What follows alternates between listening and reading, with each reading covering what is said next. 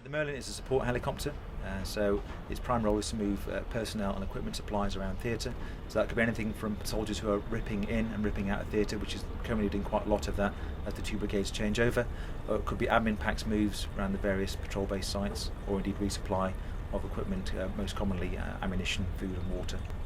We also take high value loads, missile resupplies, special technical equipment, things of that ilk. So anything he's moving around theatre that can't be done by a fixed wing to a main operating base, and is probably too dangerous to move by road, we move by air wherever possible. It's a great privilege to fly Merlin. I do love flying the aircraft. I don't get as much time on the 6 as I used to being a flight commander, but it is a marvellous machine to fly. It was designed with aircrew in mind from the start, so actually it takes a minimum amount of effort to fly the aircraft. So you can focus your attention on, it sounds very basic, but looking out of the window, which is our primary sensors, our eyes, of course, and seeing what's going on the ground, be it looking out for hazards in terms of flying, landing at patrol bases, or looking out for insurgent activity. I think some of our crews have done some amazing things while they've been here, as have their predecessors, and no doubt will the ones who come after them as well. We've had instances of people in their very first flight in theatre, so doing their training, have been forced to operate the aircraft's self-defence weapons to deal with an insurgent threat while leaving a patrol base. But because of the training they had beforehand and leading up to deploying, they were able to meet that situation. It is rewarding, very rewarding, and it's very difficult to sort of put a value on it.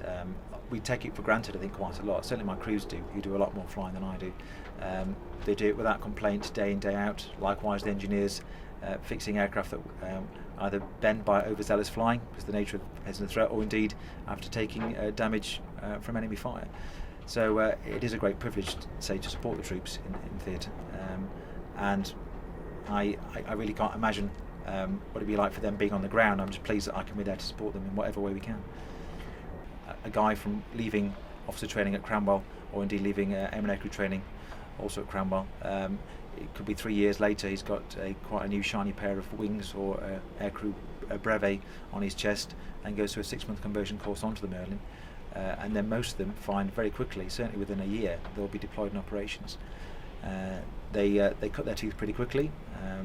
So I've had people who on their first mission in theatre have been required to fly in some very challenging conditions, by day, by night, in rather awful dust clouds, or having to deal with an enemy threat that might be there, but you never really expect it on the first time out of the box.